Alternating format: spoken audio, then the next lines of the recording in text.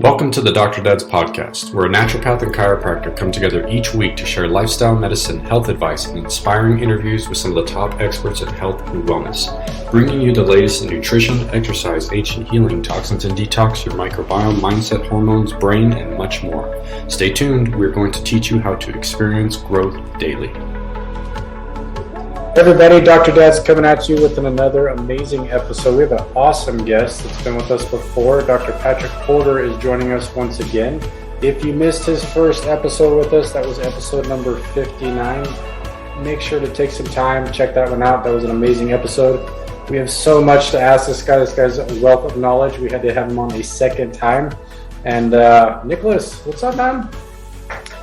Yeah, doing well, buddy. I tell you what, I mean, when we first had Dr. Porter on, I was fairly new to the technology, and now I've had so much more time with patients experiencing it ourselves, and it's been a game changer. It's one of those tools that's been just so helpful in so many different ways. And let's tell a quick story, just one of the ones that just blew me away. We had this young autistic guy that came in. He had early childhood seizures, possibly post medical procedure, and he was in a rough shape, and he's very frantic and moving around a lot. The moment we put the Braintap on, it was like he just sunk right into his body, and he stayed with the treatment for the entire time. His parents were obviously moved and were like, I can't believe our little guy's just sitting there and just receiving the experience. So it's been, I mean, there's many other stories, but I just wanted to share that was a really powerful experience to see what a shift can happen in such a short period of time when your body or brain is given the right information. So yeah, thank you so much for being back on the show with us, Dr. Porter. It's great to be here. Thank you. So Doc, I have a testimonial, but I'll save it for later in the conversation. I talked a little bit about it to you, but same as Nick. I mean, we were just kind of starting to use the technology in our clinics. And we've got like a good year and a half under our belts now, and like amazing things. So I'd love to start the conversation real quick. I want to get into a little bit of this conversation of the long-term effects of chronic stress and cortisol, how it affects our executive function, this prefrontal cortex, limbic dynamic, and how so many people are stuck in this state and they can't adapt to stress well. Their emotional resilience is poop. You know, they're stuck in their thoughts all day. They can't be in that state of being, and what kind of damage that's doing long term, and then how the Braintap comes in and mitigates a lot of that stuff. Okay, that's a handful. So let's start first with what's happening to the brain under stress. Well, we know that cortisol actually it basically is a stress hormone, right? So it's telling the body to stress. And what we found is it actually causes sympathetic escape. What I mean by that is they kind of go inside themselves and they catastrophize. You know, they start thinking worse and worse things. And then the brain doesn't come out of that. And what we know is through the science shows that like a stressful year like 2020, 2021, the brain can shrink 3/4 of an inch just from stressful experiences like that throughout the year. Now, it's not uncommon for the brain to lose its size. At night when we sleep, that's why you need to hydrate in the morning. The brain can shrink 3/4 of an inch just when you sleep. But we're talking about actual gray matter of the brain being used for energy. And the main reason is that when you're in a fight or flight, which is what we're talking about here, when the body's in this sympathetic drive and overload, the body doesn't have access to the other energy. So it starts cannibalizing itself and starts using its own resources instead of getting it from the nervous system. Because you could be taking the world's greatest supplements, but if you're not relaxed, that blood is not circulating through the digestive system. It's going out to the muscles and of the arms and legs because it thinks you have to flee. Of course, we're not going anywhere. We're just sitting there, which is even worse. And then the next thing that happens, if prolonged stress happens, the hemispheres begin to dysregulate. This is important because every brain dysfunction that we have been able to record and document in the lab shows that it's the real. One of the things we see in that is that the hemispheres are not balanced. So for instance, the frontal lobe, when you're talking about that, it needs to be matched in alpha activity. If it's not matched in alpha activity, you'll start to develop dementia. If dementia continues, you'll develop Alzheimer's. And what we're finding in our study that we talked about before was it took about 6 weeks, but we were able to take women 55, 65 off the dementia scale just by using Braintap 3 times a day, by feeding the brain light and getting the sound right in there. So some people, we can actually, if it's really bad, we can use laser like on the left hemisphere, because what we find with dementia is the left hemisphere is slowing down before the right. And while they're doing Braintap, they can set up a laser at the same time and give it energy, because we need energy to heal. And the more stress we're under, the less energy. It's almost like the harder you try, the less energy you have. That's why, now we're watching the Olympics. You don't see those Olympic athletes gritting their teeth and trying really hard. They're so relaxed because they know that a relaxed body functions much better. So where the Braintap comes in is actually breaking them from that cycle, because the body itself, or I should say the brain, learns and has a memory, and it says, if this is what we're going to do every day, I'm going to gear up for it. So basically, before you even get out of bed, it starts creating this anticipatory stress. And what I talk about from the stage a lot is people using alarm clocks inappropriately, which now we have smartphones. So if you're going to use an alarm, you should put on some nice music to wake you up, not a blaring alarm that knocks your nervous system off balance. It's all about keeping that nervous system function to move between the 3 regulatory systems, which are the parasympathetic, sympathetic, and neurohormonal. And unfortunately, what happens under stress is a lot of people, and it could be environmental too, because now we're being hit by a lot of environmental stresses. But the reality is that Braintap uses the sensations of light, sound, and vibration to tune the brain into these different frequencies. So the brain literally forgets what's going on around it, all the stress it's under, because we're driving the system to remember what it's like to be in these relaxed states. So it's like taking a trip to the ocean or a trip to the forest or something like that. And the brain, basically, when it does that, it unlocks. As long as it's in, we call it a cybernetic loop. As long as it's in that stress syndrome, it doesn't know how to release it. So it's like having a car that you can't get it into gear, but you can't get it out of gear, I should say. It's stuck in high gear, and maybe you want to downshift and you can't. So that's part of it. And we find that usually, that's why when you're talking about the story about the young man, when we Dr. Jocrita Handy, her husband's a chiropractor, she's a speech pathologist, and she had one of our headsets and she wasn't using it with her clients. And then one day she thought, what the heck, I'm going to try it with it. And she started, almost every one of the parents were buying it for home use because they'd never seen their kids not stim. When you're talking about that, and what that means, like Robert Melillo, he wrote a book called Disassociated Kids. So they're either stimming, which means they have all this energy and they don't know what to do with it, or they are disassociated, which means they're in high theta. So when you're in high theta, you can't operate in the world. You're like disassociated from it. And they're missing a brain wave called alpha. Now, most children have a predominant alpha brain, like let's say an average kid that's into sports and, acting, nothing's neurologically wrong with them. We're going to see that they might have too much alpha. That's when they get that hyperactivity, the attention deficit with hyperactivity. So there's a balance there of those brain waves. And what we do is think of it like conditioning your body, like lifting weights. We can't just do one weight. We can't just work our arms. We have to, our chest, we have to work our legs at different times. If not, we've all seen those weightlifters at the gym that you go, do they not know that people can see their legs? Why aren't they working out their legs? Or they have these giant legs and they have these little tiny arms, It's like because they do what's comfortable. And sometimes working out the brain isn't comfortable. We got to get into those other states. And it's really like heart rate variability, which we talk about a lot.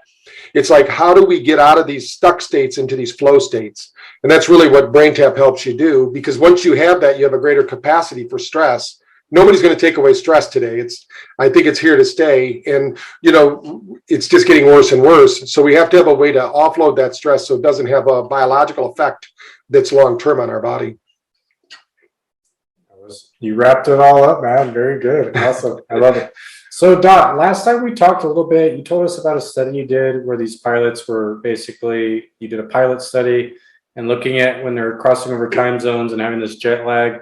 And you got a little bit into using the Braintap as a grounding source to kind of ground some of this energy. And you talked a little bit about this overload. And I think you used this example of, we have a stressful event at work and then you get home and then you're holding on to that energy and then something happens at home and you kind of unload it. And, the family is very forgiving. Can you go a little bit deeper into how this could be utilized as a device to help people ground from a long, stressful day of stress at work? Sure. Every cell of our body is collecting energy all the time. Just as an example, that's why some people have a problem with 5G, because they're getting hit with a 50,000 per second wave of energy. And the body's trying to figure out what the heck it is, because the body's used to earth energies, which are 0.5 to 100. And that's, when you talk about 50 million times per second, the body's going, what the heck? But so the body holds that charge. In fact, you can measure that charge. If you have a voltometer like you'd use across the electric circuit, you can measure that in individuals. We keep one usually at our booth, and we'll measure people. And most people have about 3 volts of energy.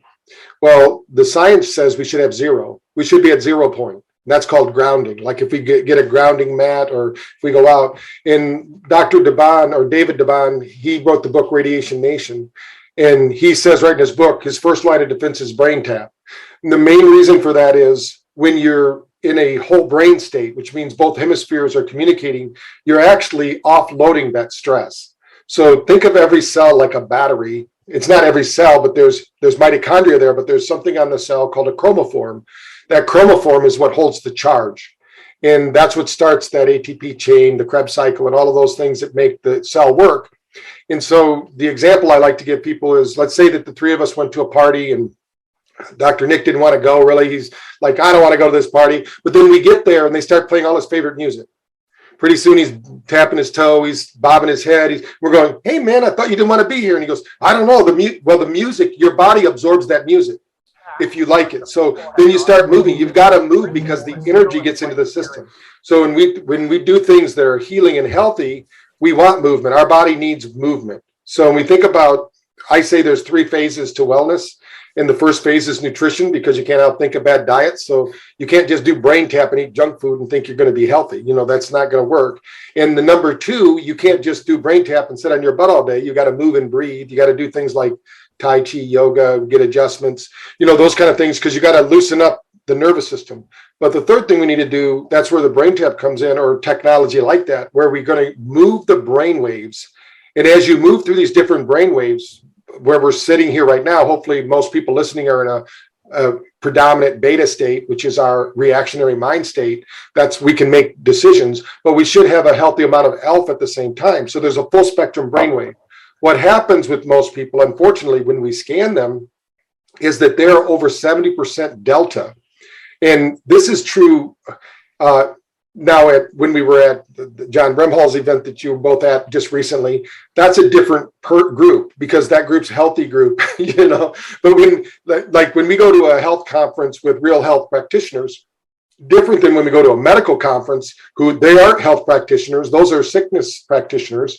They usually score in the 70s and 80s with brain function. They've done nothing to prevent damage. They're just they're like what we'd call downstream practitioners, right? So they're not working, or maybe you would say upstream, I guess, after the damage is done, because they're not preventing anything. If I get a broken leg, I'm going to go to the emergency room and get it set if I need to. I'm not going to take herbal pills, or something like that. So what we're talking about doing is, when you give the proper time for rest and recovery, what happens is that gives your body the time and the energy, because we need energy to heal. But if we're moving all the time and always active and we never slow down, the body never gets to use that energy. It basically uses it up, or it comes back in the form of anxiety and stress disorders. But when you can calm down, especially through breathing techniques, that's why in the brain tap I'm always recommending different breathing, saying breathe in, do this, do that, because most people hold their breath. And that's the biggest reason they hold energy, is it's just like anger or fear or frustration. If you breathe, you can't hold on to it. That's why, like if you have children, they're all angry and you say, breathe, and they get angrier because they don't want to breathe, because as soon as they breathe, they lose that anger. And so that's what they're really doing, is they're grounding that energy, because we're designed to ground the energy and receive energy all the time. We're reciprocating with our environment. In fact, in Japan, they call it forest bathing, because you can walk outside and you actually can change your neurotransmitter production just by walking through the forest, or sitting by the ocean, or going to a mountaintop. These experiences aren't just romantic, they actually have a physiological benefit in, or even going like when the ancient tribes would have their chanting by a fire. That fire creates a 10 hertz frequency and offloads stress because your brain changes its gears, just like a gear shift. So I think the grounding effect. Now, if you can do grounding as well with that, like if you came to my clinic, all of the chairs that have Braintap are grounded chairs. So it's like you're outside. Clint Oprah, who's a friend of mine, wrote the book Earthing, and he's the one who talked about it. And in fact, while I'm sitting here at my computer standing, I have a grounding mat. So it's like I'm outside. I can't wear shoes. I don't wear shoes inside anyway, but I'm standing on the mat. So it's like my body thinks I'm outside. So it's offloading that stress. But if people are running around with their synthetic soles, like I like to wear tennis shoes, so those are not the best for grounding. We're isolated from our environment. So we're building up that charge, and that 3 volts that I talked about circulating through the body. It's like having people that remember back when we didn't have satellite in our cars for radio. You'd go between cities and you'd start to lose one channel and get the other channel, and you're in the middle of it. It's like you're in the middle of those 2 channels. Your body doesn't get the right information because we get information in the form of light, whether it's through the nervous system or through the biophotic system of the dura of the around the brain. That's sending information and energy through the body. And once we have too much energy, it's like having too much energy on our electrical grid. It's going to blow out circuits. In people, it blows out circuits, and then they blow up on their family or friends, because they don't know what to do with that energy. Love that. One of the things you mentioned that I think is really important is that just what you're seeing with the brain map and seeing those high delta waves in a lot of people. I mean, everybody we test has really high prefrontal delta wave function. Can you speak to some of the patterning a little bit more? Yeah, there's 2 things that could be happening there. When you make it simple, there could be a lot more than this, but I'm just going to simplify it. The number one thing is inflammation. And I think if we could outlaw sugar on the planet, probably 50% of that inflammation would go away, because the average person just eats way too much sugar now, or they eat the wrong types of sugar, I should say, more than anything else. So that causes inflammation in the system. Our brain doesn't want sugar. It wants fats. So that's why the ketone diets and the paleo diets and all those things are so effective for people, is that's more the way our bodies were designed. These bodies were designed to live in the Serengeti, not, in Minneapolis or, even Key West, Florida. I mean, they have different needs. So what's happening, the other side is that when you have a traumatic brain injury, and it doesn't matter where that brain injury happens, the brain is going to try to figure out what's going on. And the reason the frontal lobe seems to get the brunt of all the activity is that frontal lobe is the part that assembles those memories. When you think a thought, it's not like that thought's in the filing cabinet back there and you just pull it out all assembled. Your brain actually lights up 8 different places. So it could be a different, if your hippocampus gets damaged, for instance, you have no long-term memory. You can remember everything that happens right now for today, but as soon as you go to sleep, that's gone, because you couldn't take it and take the short-term memory, make it long-term, and you couldn't take the long-term memories and give them access to the short-term. But that's just one example. It's your brain holographically stores all the information. And if you have strong brain fitness, which is neuroplasticity, or what we call brain plasticity, in science they call it neuroplasticity, that means we have more neuron connections. The more connections we have, so the brain gets hit from whatever means, or gets stressed out, or whatever's happening, and it starts to shut down. It's really about mitochondrial health. And if they don't have the energy in the brain, and our brain needs more than anything else, light, and that's why we're designed to be outside, 14 hours a day, hunting and gathering, maybe even more than that. I mean, the average person in the winter would sleep a lot more than in the summer, but now we have lights that we can be up all night. So I think the biggest thing we're finding with brain function is when we stress, like when you have a damage to any part of your brain and you try to create a memory, and that the components don't all compile correctly, the first time it would be incorrect, and you would maybe struggle to say, oh, I had a senior moment, or I'm forgetful, or I don't remember. The brain's going to start to unwire the brain. This is the sad part that happens as we age. People think we get smarter and we wire up the brain. Now the science shows that when we're born, we're fully wired. Like when, just give an example of learning a language. If I had my children, what I know now, they would have learned a second language early in life. Because if you learn a second language, there's a part of your brain that never shuts down. But if you only learn one language, that learning, let's say, circuit shuts down, and it's really hard to bring back up. In fact, the way that they teach us language in college and school is not, I mean, no kid did that. They basically learn through immersion, and they learn by object-oriented communication. And so our brain gets stressed out by all these things. So when it's experiencing stress, it takes a lot of energy. When it takes a lot of energy, it's going to start to shut down. When you see the high delta, what we're seeing is a brain that wants to reboot. It's kind of like having one of those old Microsoft computers, and no matter what was happening, you say, just reboot it. And, 99% of the time it fixed whatever the problem was. That's kind of, actually, that's what a chiropractic adjustment does. It reboots the brain. And then we've had some pretty cool experiences with EEG, with adjustments, where you actually do the adjustment while the person's hooked up to a QEEG, and you see the brain just light up, and then it reorganizes.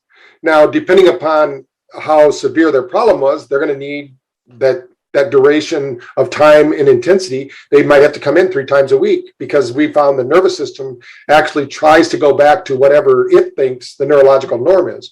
So these people that we're seeing them all the time. And a lot of them don't realize it. They go, I don't know why I'm so tired in the afternoon. I got to drink coffee from 2 o'clock on just to make it through the day. Or they have to stimulate with sugar or tea or something like that. And I'm not against any of those things. I just think if you're using those to prop up your biology, it's kind of the same thing that a farmer would do if they have a broken down horse. They give it caffeine before they take it to sell it, and the guy's buying the horse is all like, oh yeah, and then they get the horse home the next day, it can't even raise its head, because the biological system takes so much energy, where the electrical system is infinite. People that have an electrical charge, or when you scan those people that have let's say 45% beta, 30% alpha, 10% gamma, and 20% theta, things like that. These people have almost infinite energy, because they're able to, it's almost like Tai Chi, they're able to move between these different frequencies. Whether if they have a stressful event, they go do the stressful event, but right afterwards, they're okay. They don't have to, what I tell people is, one way you know that you have a stuck nervous system is, if you get angry in the morning and you're still talking about it at dinner, you've got a problem with your nervous system. We need to be more like the athletes you see, like Tom Brady, when he throws 3 interceptions in the first half and then comes out in the second half and throws 4 touchdowns and wins the game. We need to forget about that first half, whatever's happening, or learn from it and then move on. And I think that that's what we're seeing. We're seeing that more and more now. And the main thing, I think, is that people are becoming more sedentary. When they say sitting is the new smoking, our body is designed to move and breathe. If we're not moving and breathing, then bad things start happening with our body. That's why some of the times when we're at conventions like you were just at, where there's a lot of chiropractors, they don't score so well, because they're not used to sitting on their butts all day. They're used to moving between offices, adjusting people, and they get to see what the rest of the world looks like when they're sitting down all day. I stand most of the day because I've seen it. So, I have a standing desk, and I use that. It took me a while to learn it first, but anybody out there questioning that, if you get up and stand, eventually you'll find, hey, this is pretty cool. But if you start sitting all day, you get used to that, and your body it's kind of inertia thing. And the brain's the same way. The brain just wants to slow down. And, it could be food too. It could be the types of foods they're consuming. It could be their lifestyle. Obviously it's their lifestyle. But if it's a traumatic brain injury, like something happened in a foreign war, or when they were in the military, or they were in a sport, we see that a lot. I mean, if you have a foggy brain, you probably have a leaky brain, which means you have a leaky gut. There's all these correlations between the gut biome and the brain biome. They're different, but they mirror each other. So because the gut is the biggest brain we have, not the one between our ears. Yeah. Not to jump down into like a COVID, drama, but I mean, I just want to talk a little bit about like restriction of airways, when it comes to masks. Like forget about whether or not they're good. I don't care about that. But when we are blocking our oxygenation into our body, obviously it's affecting our brain. Some masks are better than others. But are you noticing anything? Are you seeing one study showed it actually reduces intelligence in children by 25%. Yeah. Oxygen carries information. Also, we're breathing out. We're actually one of the biggest places we expel toxins is through our nose and mouth. That's why we get bad breath. I mean, and so people are using these masks, and the dentists that we know are saying gingivitis is on the rise because people aren't clearing this out. The biggest problem, though, is all those things are big problems, but the biggest problem is now some children are so afraid to take the mask off because they've been conditioned. We call this psychoimmunology. Their psychology has affected their immunity. So they're afraid. There's two things. One, they're afraid they're going to hurt somebody because they might have COVID and give it to them. The other is that they might get COVID when they have the absolute zero chance. Even if they get it, it would be like having a chicken pox party, and they would they'd get a little sick and they'd get over it.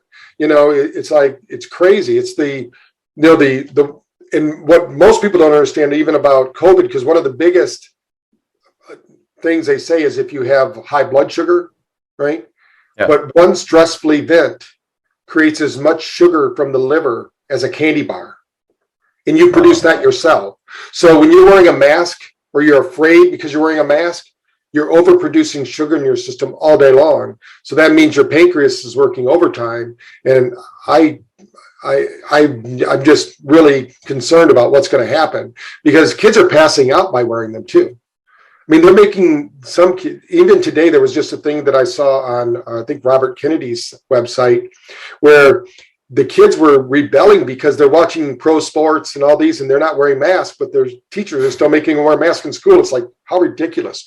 Like my grandkids are still wearing a mask, and there's no mask mandate in North Carolina.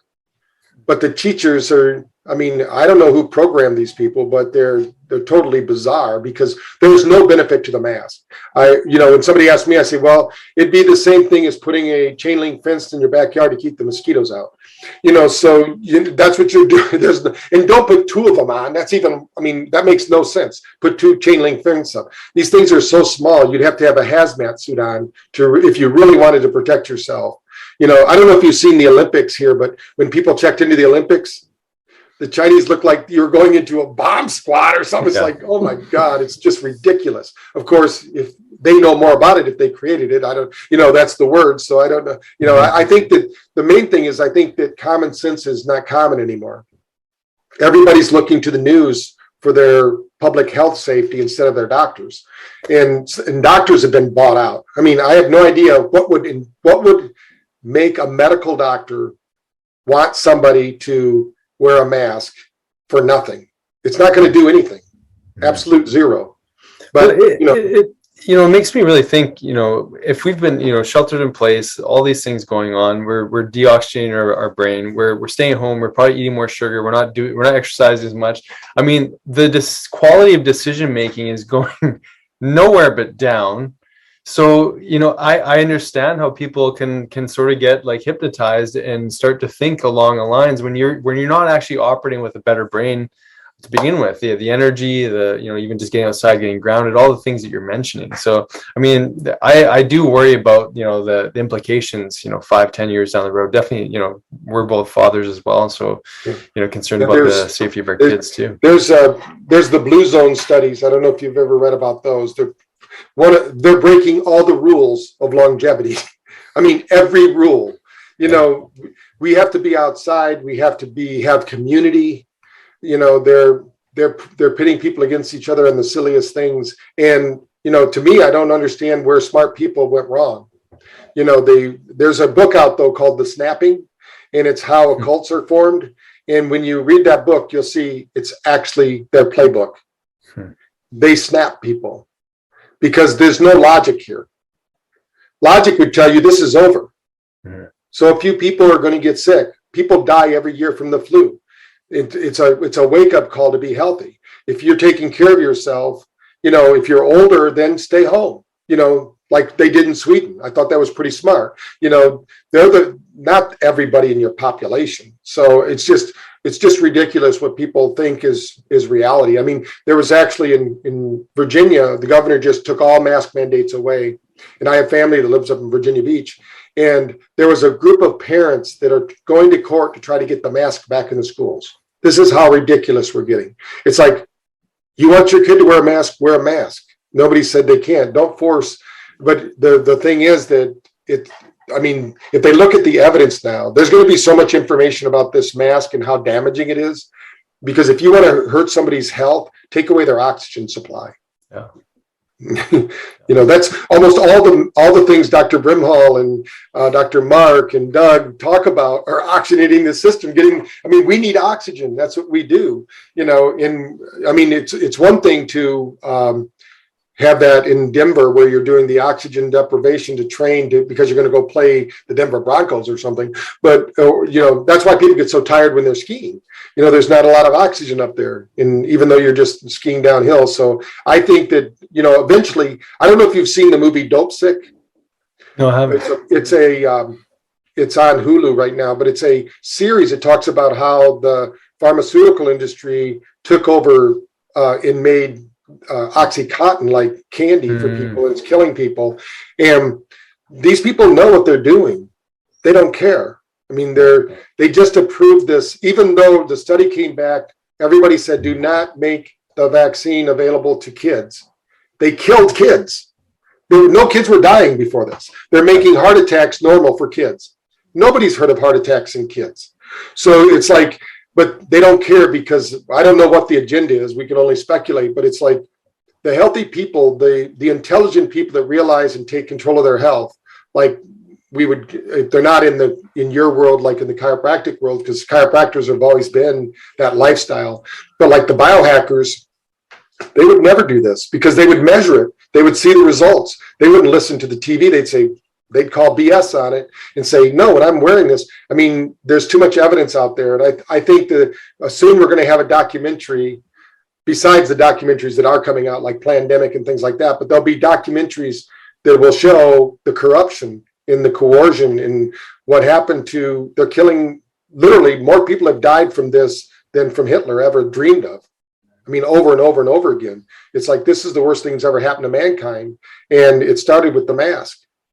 It starts right there because they're making people socially, you feel superior if you're wearing your mask. And if you're not wearing a mask, you don't love me and you don't respect me.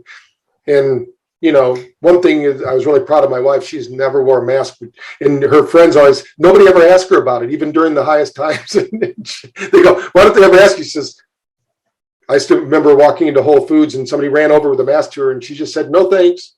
And she just kept walking. And but she can't breathe if she's wearing a mask. So she's not going to do it. And I think more people need to step up and do that. More people need to step up for their freedoms, like what's happening right now in Canada with everything that's going on there. Yeah. When enough's enough, people are going to step up and say, let's do the healthy thing, not what the news says to do or the pharmaceutical. Who would ever think that the people making the money off a drug would be the ones regulating it? It's so weird. For any other industry, they would have shut it down a long time ago.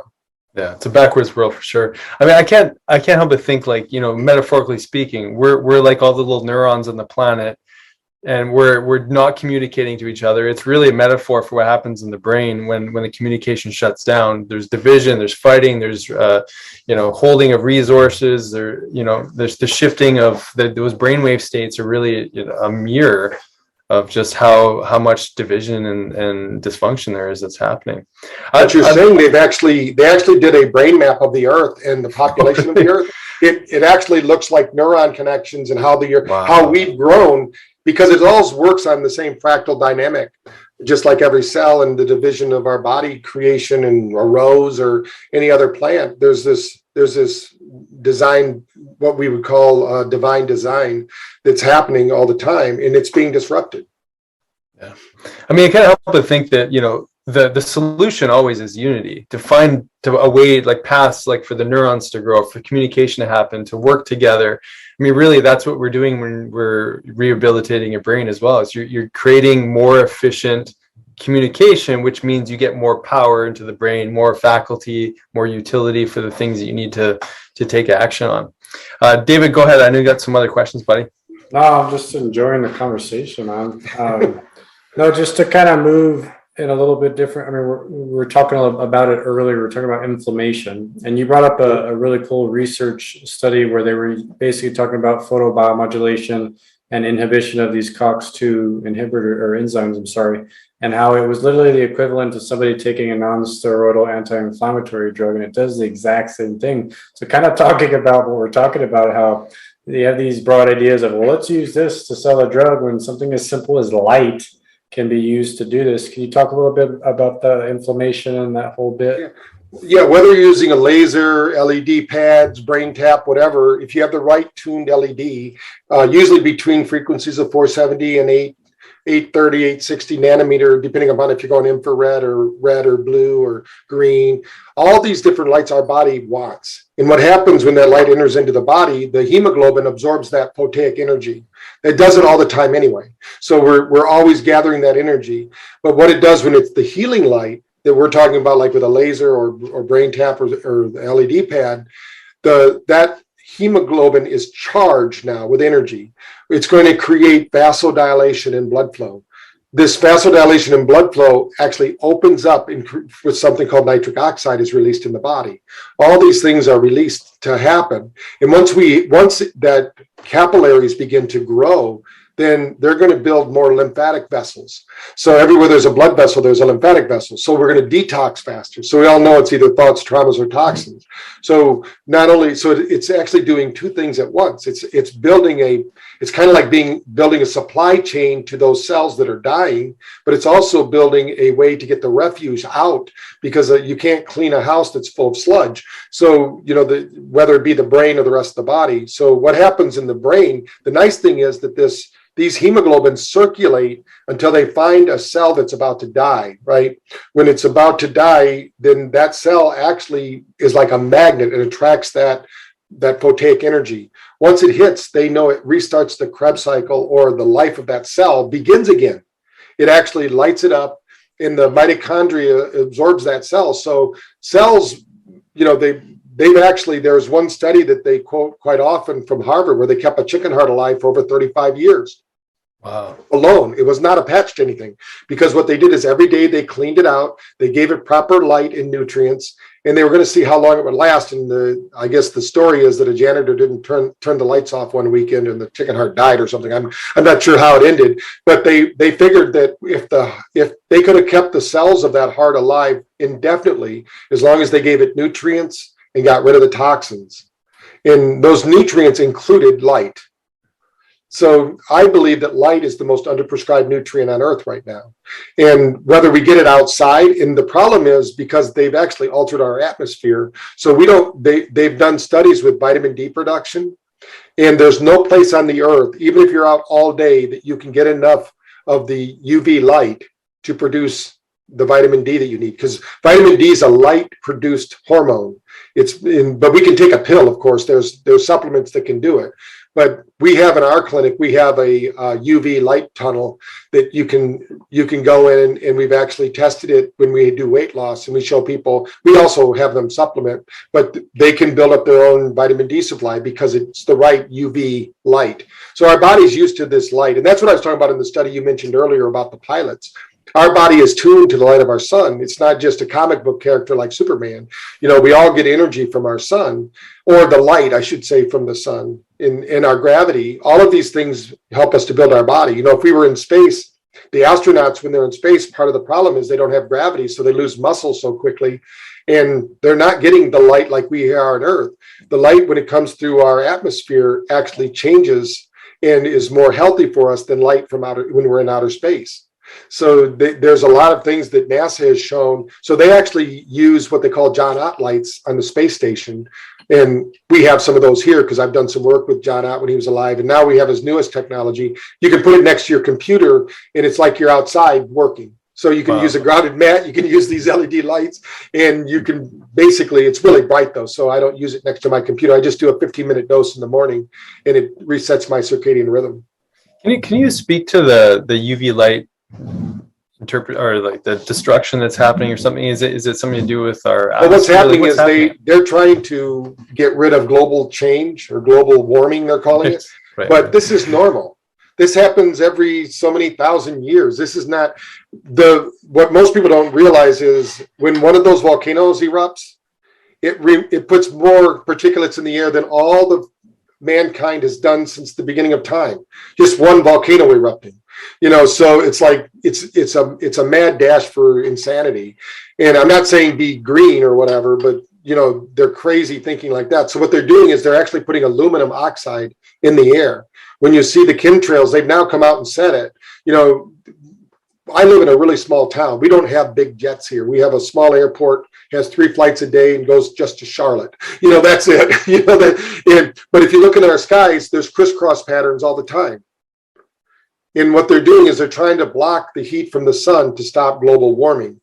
So they're taking all the aluminum from a lot of the processes. First, they put it in our water, which they know that the Germans did that during World War II to dumb down the German people. So that's why we never recommend, water is really important. We need to have good water, and I would never recommend water that isn't filtered or in some way.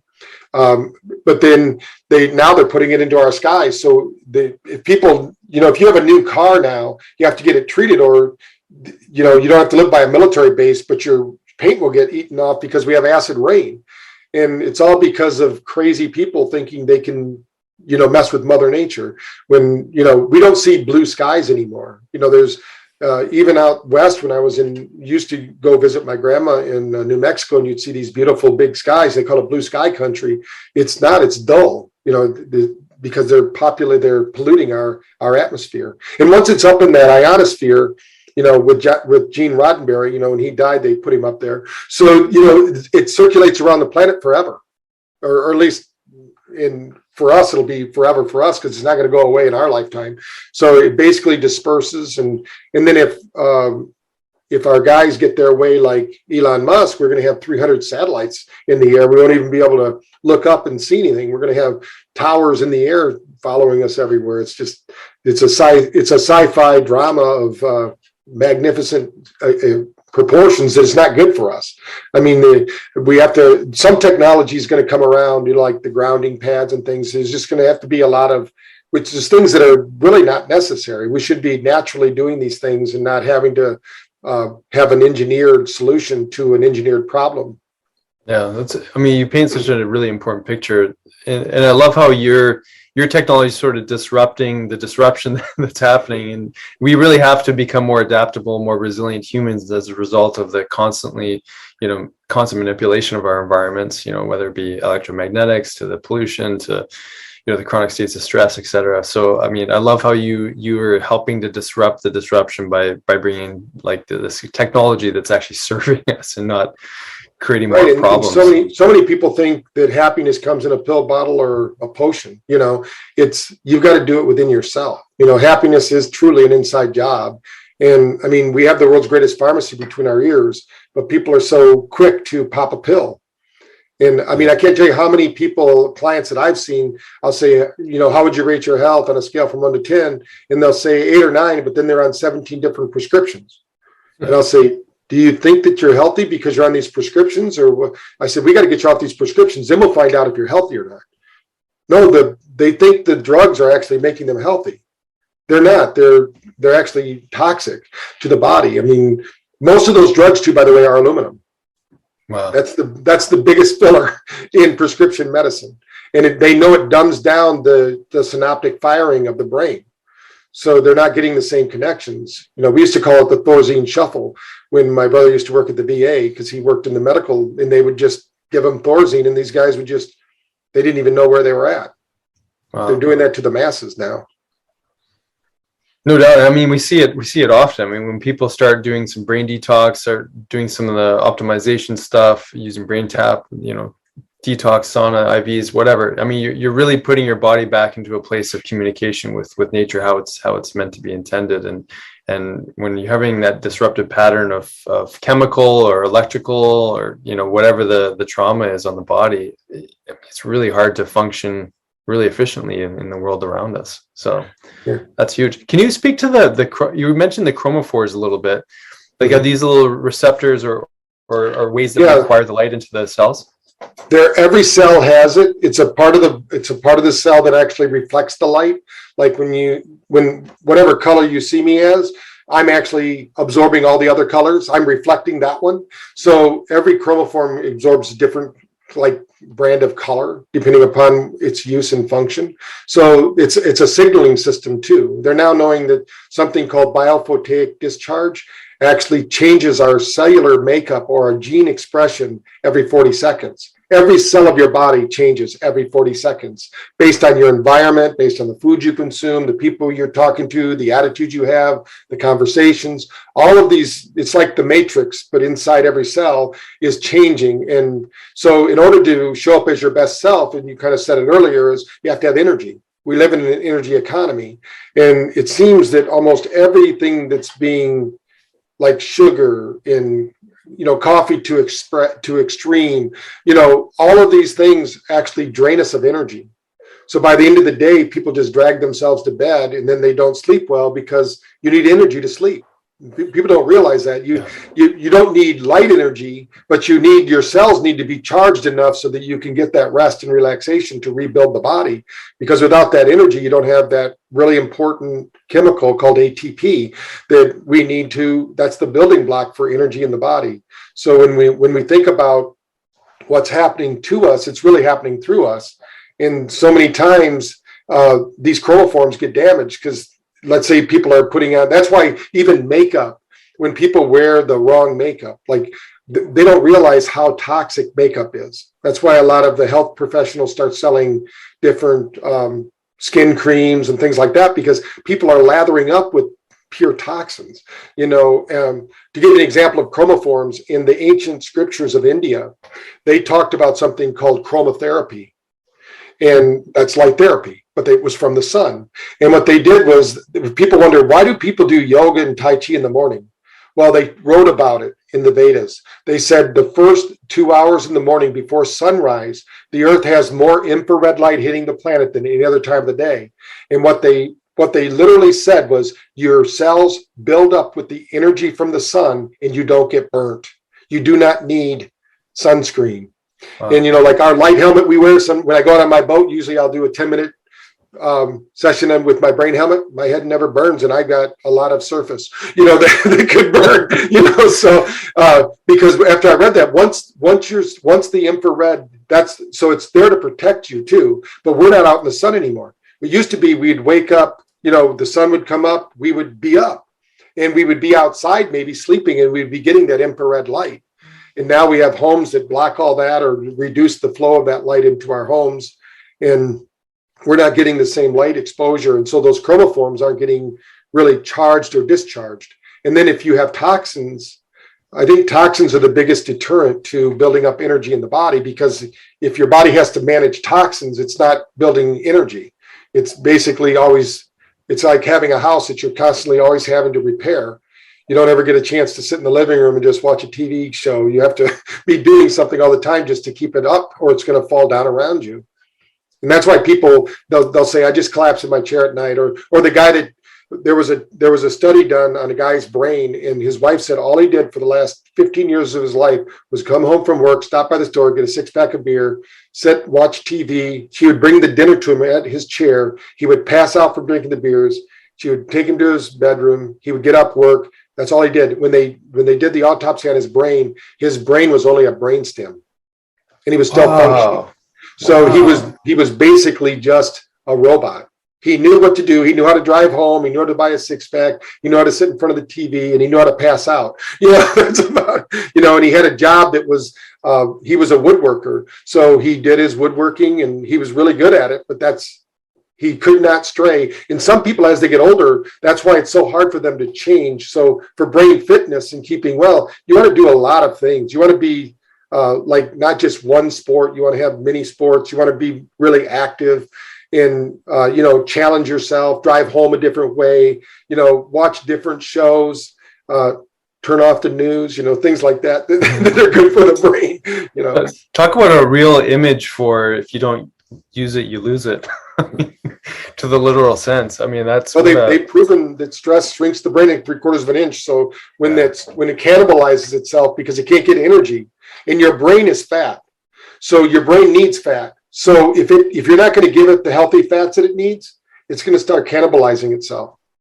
Wow. And we can last for a long time. This guy was like 67 years old, so it's like, what the heck, He's running Sad around. story though is that, I mean, that's so many people.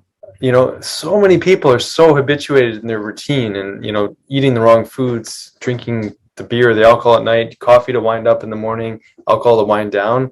And they're so entrenched in their way of living that, my goodness, just to think of that physiological change, you know, that cannibalism, as you mentioned. I mean, that's wow. What we're doing a documentary, a group called Red Pill Productions, and I'm one of the producers. We're calling it Assault on the Brain, because what's happened to us over the last 40 years actually is all dumbed us down. I mean, now in school, kids aren't learning how to learn. They're learning what to learn, and they're being tested on it. And, you know, I went to a Catholic school, so I learned what they wanted me to learn too. You know, that's what it worked. But, you know, so you have to kind of figure out, nobody's really learning critical thinking. When the guy from, I don't know if you heard about the guy from Harvard, he applied critical thinking to what's happening in 2020, and he got fired. Is this Jordan Peterson? Yeah, not Jordan Peterson. He was in Canada, but he's good too. I love him. Yeah. But this is a Harvard professor who ran a class for 30 years. He was a tenured professor on critical thinking. And the class applied all the critical thinking components to COVID. And they basically reduced it down to the ridiculous and said, you know, this is crazy. And they got fired. Wow. It's like nobody's allowed to think anymore. Yeah. Wow. My goodness. Dr. Porter, you must be an interesting guy to hang out with. Tell us a little bit about your daily routine. Like, what do you do to optimize yourself and your brain, and what are some of the things you like to bring in to support what Braintap does? Well, if you were to come over to my house and stay the night, we would get it in at night. We'd be using our laser, watching TV, sharing it back and forth, watching comedy. Typically, we have a few comedian shows. We don't watch the news at all. So, but that's how my wife winds down. So we get her to use the laser, whether it's we now have the new LZR laser that was at Brimhall. So that one's really nice. It's only 30 seconds a spot. So that's what we do at night. And what we do is we know to charge our brain. So we're doing the brain protocol. Then we're actually doing a study with it now with our science officer in Florida with Randy. And I think it's going to be very enlightening. But if you got up in the morning, typically what I do is I do intermittent fasting. So I don't eat until 1 o'clock in the afternoon. But in the morning, I don't drink coffee right away. What I do is I do a green drink from a fellow chiropractor. You might know Daryl Joffrey. He's got a greens called Get Off Your Acid. And I love them. They're because he did a test with me. This was years ago, and I had a lot of inflammation. Didn't even realize it. But for years I was vegetarian, and I didn't eat any fats because we all were fat phobic. You know, we thought you weren't supposed to eat fats, and now here we are, MCT oil, and different fats we're eating. You know, so what I do in the morning is I do that, and I have, of course, whatever my supplements are that I got. Doug's been helping me with that, Doug Grant with Optimum Nutrition. And then what I do then is I go upstairs and I have it looks like a seated mat where you sit down and you don't have to get into full lotus to do your meditation, but I use one of our frequency response through it. It's actually a cushion you sit on that sends the frequencies through your body. So I do a 10-minute session because I have a TM practice that I've been doing for years. So I do that meditation. And then afterwards, instead of just sitting there doing it, I walk over to my Braintap where I have a sound chair. You saw them at the event. It's a bed that has the sound vibration through it, but it also has the Vibe? EMF. Yeah, it's a Revive chair, but it's and it has, but I also had put into it PMF. So MagnaWave built in my PMF. So I can do PMF and Braintap and the sound therapy. That's my morning session. Then when I'm done with that, I do my blood flow restriction bands.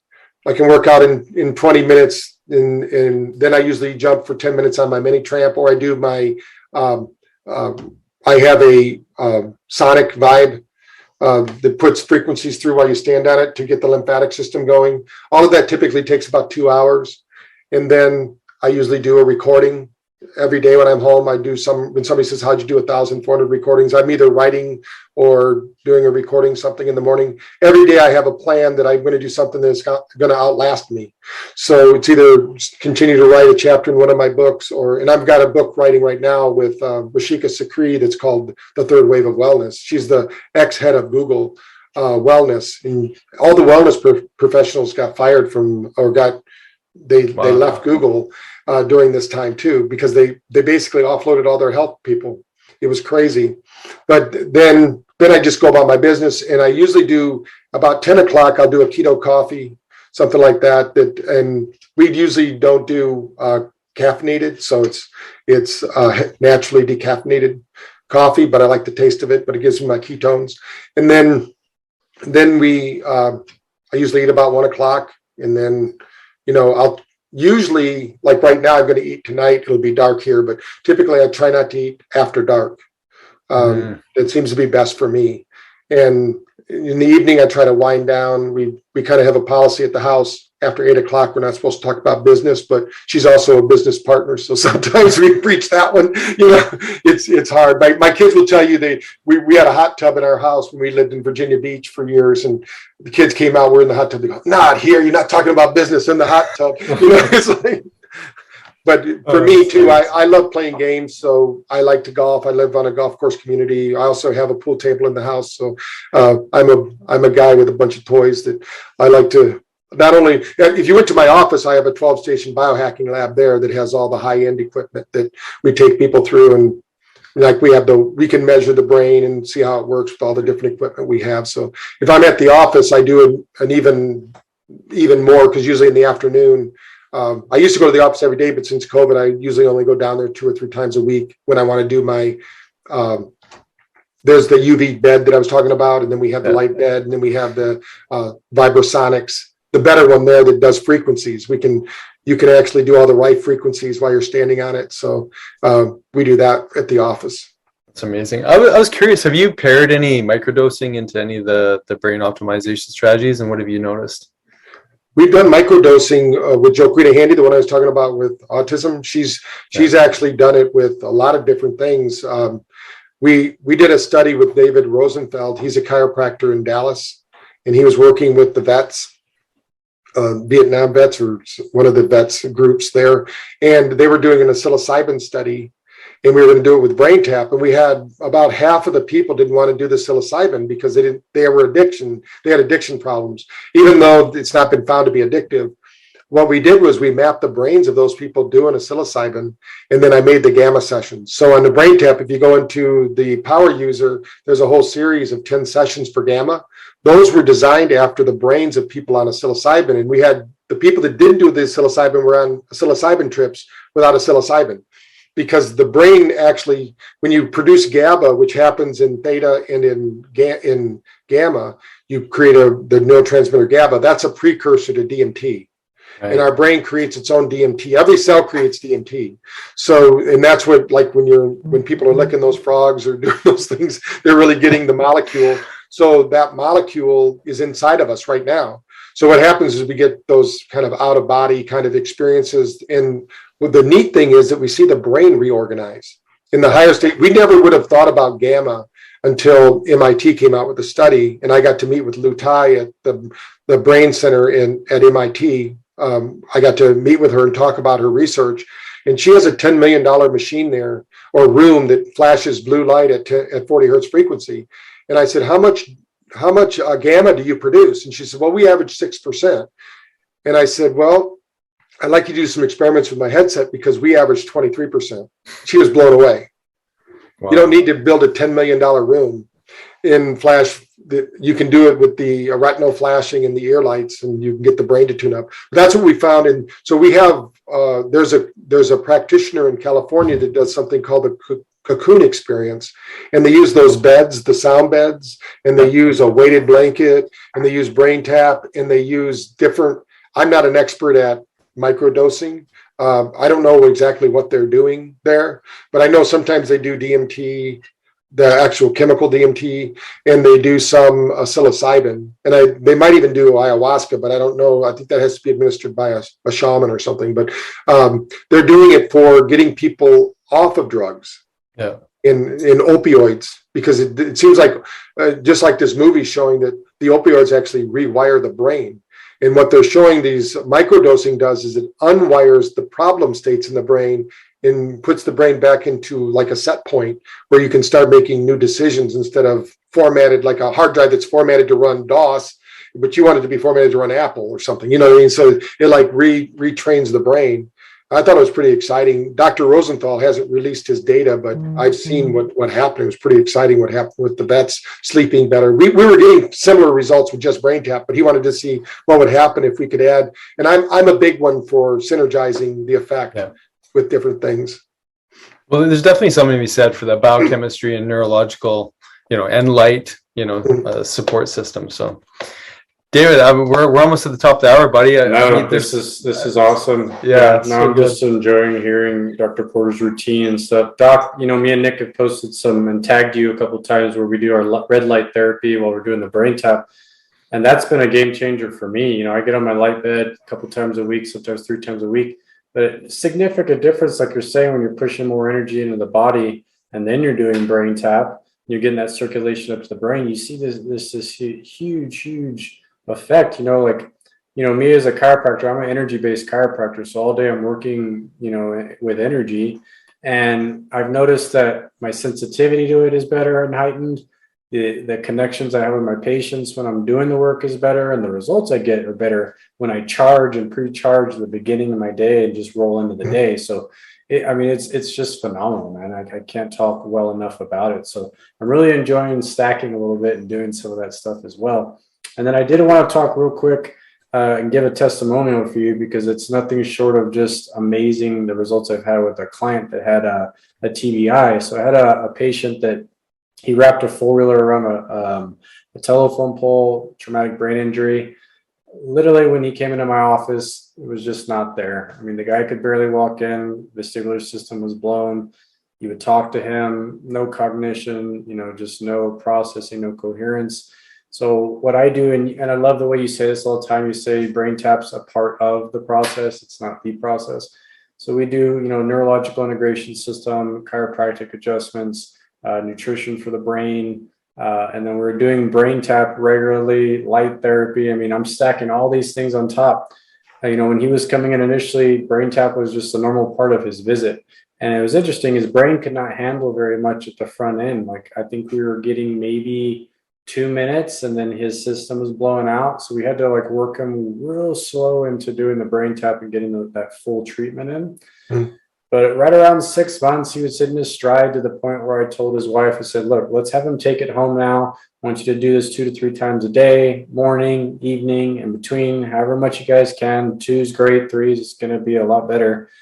And honestly, within about 3 more months, all this magic started finally kind of shifting.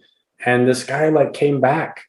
And now this guy rolls in the clinic. We have these normal conversations. He's living his life again. He's a farmer. He's riding his horse. He's helping his dad lay seed. The animation that you see when someone is just not there from traumatic brain injury, then when it comes back, is nothing short of just amazing. And I have to tell you, BrainTap has been a big part of his journey of helping him get there. So yeah, that's great. Yeah. So thank you for what you're doing, man, because I tell my patients all the time, if you see it do something like this for someone like that, imagine what it's doing for someone who doesn't have that amount of trauma to the brain, of how it's helping your brain and improving, all those connections. So. Right. No, that's great. We did a pilot study with the U.S. Olympic snowboarders. It's neat to see them out there today. We showed how it's neuroprotective. So if you can do it when you're well, you can handle those micro concussions that happen just through sport, any sport. You're going to, whether it's even basketball. They say the worst sport is girls soccer for some reason, and I have a granddaughter that plays, and I was at the game the other day and the girl hit it with her head and I'm like, oh no, they don't realize what's happening there, that she's now at the age where they can start using their head, which I think they should just ban it because of the damage it does. But, when I was a kid, I boxed and everything. So it's, it's not, I didn't force my kids to do that. And I was really into martial arts and competitive stuff. So, I just thought it was normal to get knocked out all the time. So, that's why I do a lot of light therapy. I tell people, they go, why do you do it every day? And I go, I do it twice a day. on my brain because I know what it looked like. I didn't want to go get one of those spec scans and show Swiss cheese or something. I want to keep my brain going. So I think that's great, and thanks for sharing. I mean, I think when we get done with there's one study that I'll share with you that was with a fellow chiropractor. His name is Dr. Arkefeld. We just got this information back, and we're going to be publishing it. He's the chiropractor for a school, basically their doctor for all sports. And every student in 2020 that got a concussion during sports, whether it was a cheerleader or a football player, whatever, went through course concussion protocol. But 50% of them went through a Braintap. We then tracked them for a year after.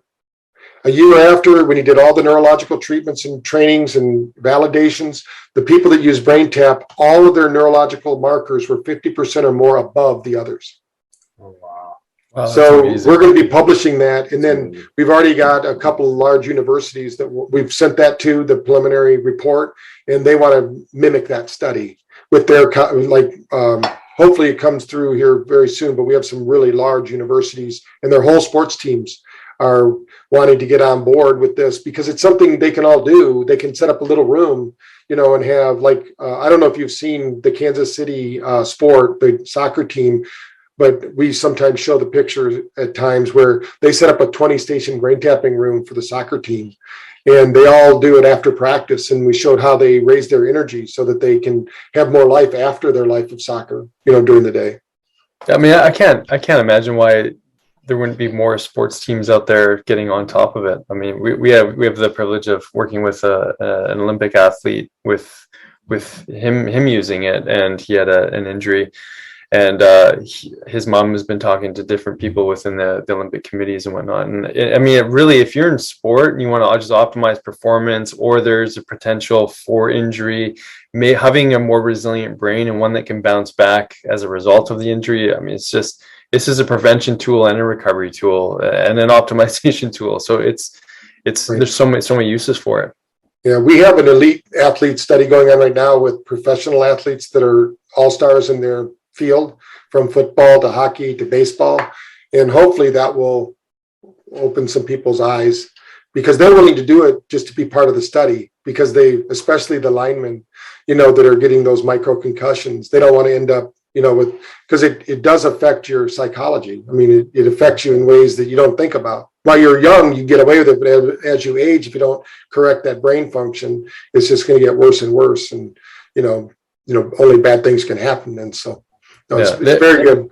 That on top of everything else that you brought to attention for people, just with the diet, the chronic states of stress. I mean, it's all of these things really that perpetuate these little micro concussion like phenomenon that are just happening in perpetuity as a result of the world that we live in. So super amazing information that you always share, Dr. Porter. You always blow our minds. You've got books and things that people can access. We're going to give people access to the 15-day trial as well, that they can have an experience. Yeah. And if we do that, they're going to get access to my one book, the free book. It's not a free book, but it's a real book. It's 200 and something pages. You can download it, read it on your smartphone or device. You get to keep that whether you do anything at all, and then try that out. But if they go to Amazon and type my name in, they'll see there's like 23 different books that I've written. That's amazing. There's 9 that I wrote myself. The others I've co-written with people, and but they're all about brain function pretty much. Whether it's about super learning. One thing we didn't talk about was we're doing some programs. I've been asked with the University of Oklahoma to put together my accelerated learning course, and they're going to offer it at the college, which is pretty cool. Wow. So, and they want to go give it to other colleges, because I don't know if you've seen my book, Awaken the Genius, but I have a whole student genius part in there. And so we want to make that available for people that actually gives them exercises, and it's really smart. One of our studies, we only spent 4 hours with students, and we had across the board, out of the 58 people in the study, they all raised their grade point average one grade. These were C students that went to B students. And the biggest thing we found with the study was the freshman year, most of the time, 50% of all freshmen drop out and never go back to college. So this group in Prestonsburg, Kentucky, 58% of the people went through, 58% of the people finished their freshman year of college. So once they learn how to learn, it's easy to stay in college. But if you don't know how to learn and you've just been used to high school and nobody taught you the discipline or the way to self-test, so there's a lot they can learn. And my main message, of course, is to do something for recovery. We need to do something for our brain. If it's not Braintap, you got to find some way. We just were published in PubMed 3 weeks ago with a study we did with Bhopal, India.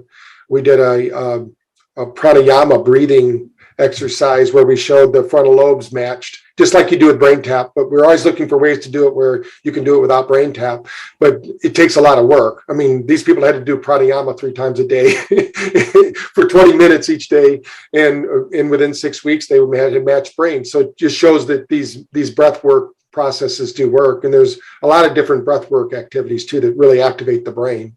So, the key message is don't sit on your butt, get up and do something, and, breathe and move, eat healthy, think positive thoughts, and, let other people worry about how the world's falling apart, Boost that life force energy, right? Yeah. Doc, thank you so much for joining us again, man. I mean, amazing each time, and you're such a wealth of information. So I feel, again, like there's just so much where we could talk, but hopefully in the future we'll get you on once again, man.